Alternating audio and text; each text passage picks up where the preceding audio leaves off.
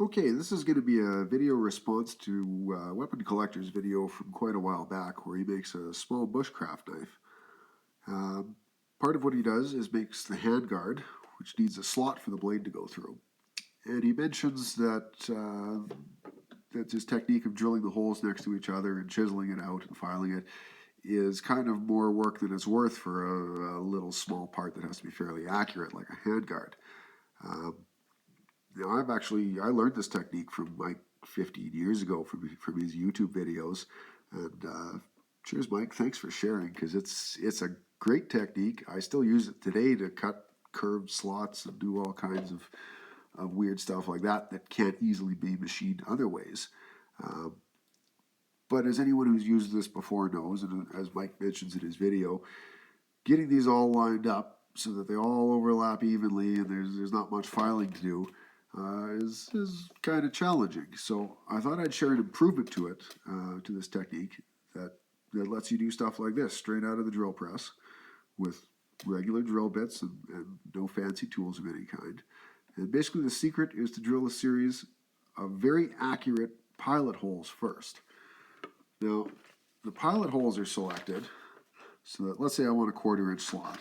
So I take a 1/4 inch big drill bit, that's what I want. The small holes are generally about half the size. So here I've got a 6 mil and a 3 mil. These are actually imperial, but it doesn't matter. We'll do 6 mil and 3 mil to make the math easy. So what we want is for the 6 mil hole to overlap the adjacent 6 mil hole by a little bit, but to not overlap the adjacent small 3 mil hole. So we want a little bit of metal left there. And what that's going to allow is for the big drill bit to come down and locate through this little hole, and it's not going to walk off towards this adjacent large hole after we've drilled it. Now, the way we do that is by very accurately placing the small holes, because again, this is a big drawing, but if we take the actual size of those, the tolerance we're talking about is fairly small. But it's doable on an average drill press with an average person. The way you get that accuracy is by physically scribing the lines where you want them. Now this is a good scribe, but it doesn't have to be. It can be a nail that you've sharpened on the grinder, or a screw that you've sharpened on the grinder, or something like that. That won't last very long, but you know, if you don't have this, you can still make it work. What you're going to do with this is draw where you want your slot or where you want your line. You're gonna lay that out. But when you do it, you're gonna press fairly hard. You can hear it cut into the metal. You probably can't see it on camera. I've tried filming this before, and a lot of the detail doesn't show up, and the machines are too loud. So we're doing it on the desk, and we're doing it quick. And if you got any questions, leave them in the comments, and we'll get it figured out. But we're gonna scratch this so that there's a physical groove in this surface now. And if I go back over it sideways, you can feel it. You can feel it stop when it hits that groove.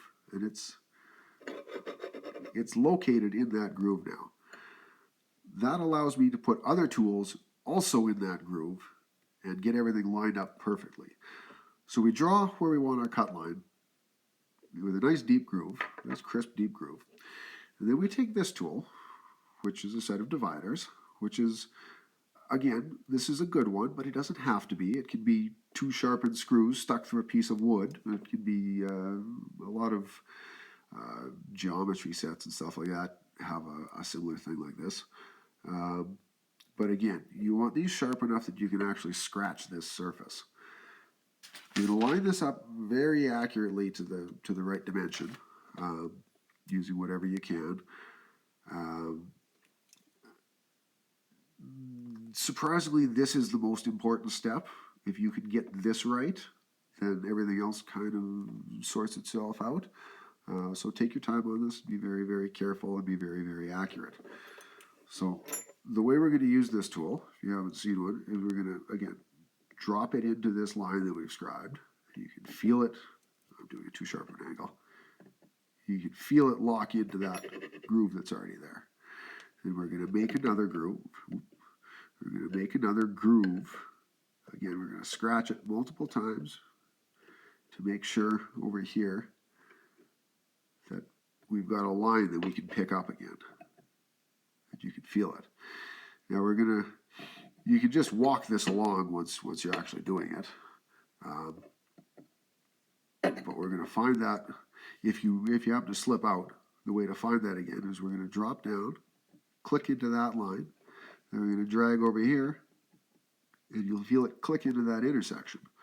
And then you go off and do your next one, and your next one, and your next one. And you end up with a bunch of very, very accurately placed lines. Again, take your time on this. This is the important part. The next thing we're going to do, we're going to center punch all of those intersections we just made. This, again, is sharpened with a very, very sharp tip. The angle is fairly wide, but the tip is it's a very fine tip. And using the same technique, we're going to drag along. We're going to find that line. We're going to find that line. You can feel it click into the intersection. And we're going to give it a hammer. If you're doing something really hard, if you can't scratch it deep enough, even if you just want to be sure, a little magnifier like this will greatly improve your ability to line that up. Even if you think you have good eyes, if you have good eyes and this, it will still greatly improve your ability to line that up. Getting these holes lined up, again, is the trick to this. So we go around, we center punch all of our holes. We do this very vertically, because if we do it at an angle, you'll get a burr on this side and not on this side. And when we go to drill it, it'll walk off a little bit. And the little bit is significant. The way you get around that, the way you get around it is to do them all nice and vertical. But if you've had to drive a hole off to the side because you missed it a little bit, now it's got a bit of a bump, you can take a file and just, after you've done them all, just take it all down to the flat surface so that all that's left is the part that goes into the metal. There's no burr that comes up, and that will improve the accuracy again. All of these little steps are improving the accuracy to save yourself hand work later. Now that you've got all the little holes, we're going to take your small drill, and with it spinning in the machine, we're going to just lightly touch where that hole is. You'll find the metal will actually pull itself right into the center. And that's what we want. And we're going to then clamp this to the table, preferably with some mechanical clamp instead of just holding it, or vice grips or something like that. We want this to be as rigid as possible because, again, every little bit of accuracy at this point counts. We then go and drill our series of small holes. These are all just, this doesn't overlap anything, right, on either side. So these are all just a regular hole through a piece of metal. But again, take it slow, line everything up very carefully. Then we're going to go and widen it out to the full size.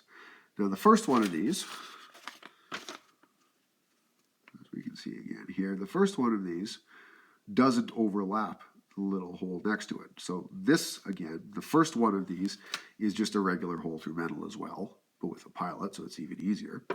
The second one is where you got to start being careful because you now have this gap that opens up. And the drill bit's going to want to start to walk to the side. Now this causes two problems. One, if this isn't rigidly clamped, this can move a little bit and the flute will catch this and break things and cause issues, and it's not a good day.